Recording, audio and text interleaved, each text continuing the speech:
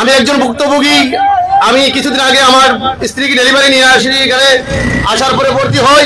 তারপরে ডাক্তার সাহেব আমাকে বলেন, ঠিক আছে আপনার কালকে সকালে 10টায় অপারেশন হবে, আপনি ওষুধ সবকিছু নিয়ে আসেন। আমি যখন ওষুধ কিনে রেডি হয়ে যাই, সবকিছু আমার পেশেন্ট এখানে ভর্তি করে রাখি।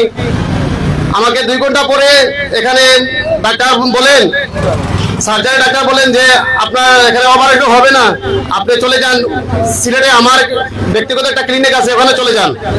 আপনি এই কথা কিভাবে বললেন? আমরা এখানে হসপিটালের পাশে বাড়ি, আমাদের এখানে দাবি আছে, আমাদের এখানে আমরা গরিব ফ্যামিলির মানুষ, এখানে চিকিৎসা নিব। আপনি টাকার জন্য 30,000 টাকা আমাকে বললেন যাবে আপনার ব্যক্তিগত ক্লিনিকে চলে যাওয়ার জন্য। তাহলে এখানে কেন এসে আপনি প্রতি মাসে বেতন দেন? আপনি কেন বেতন দেন এখানে? তাহলে বোঝা যায় এখানে আপনার পিছনে কোনো গডফাদার রয়েছে। আর আমি আপনাদেরকে বলতে চাই, এখানে নিয়ম নীতি নেই, এখানে নোংরা পরিবেশ, অ্যাম্বুলেন্স পাওয়া যায় না।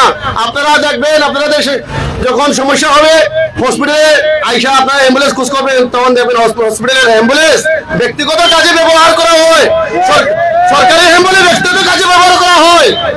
তারপরে হচ্ছে এখানে সুইপার দিয়ে, নাইট গার্ড দিয়ে এখানে চিকিৎসা দেওয়া হয়। এখানে কোনো ডাক্তার নেই।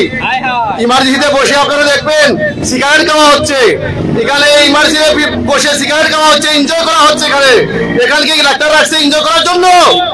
আমাদের এলাকার মানুষ জানে না। আমরা এখানে সবসময় আসি, প্রায় আমি রাতেও আসি, দিনেও আসি, সময় এখানে পর্যবেক্ষণ করি। দেখা যায় এখানে আমাদের কিছু লোক অসাধু ব্যবসায়ী এখানে আইসা তাদেরকে সহযোগিতা করে এবং তাদেরকে কোনো কথাবার্তা বলে না, বলে তাদের কাছ থেকেই তারা কিছু ইনকাম হাসিল করে।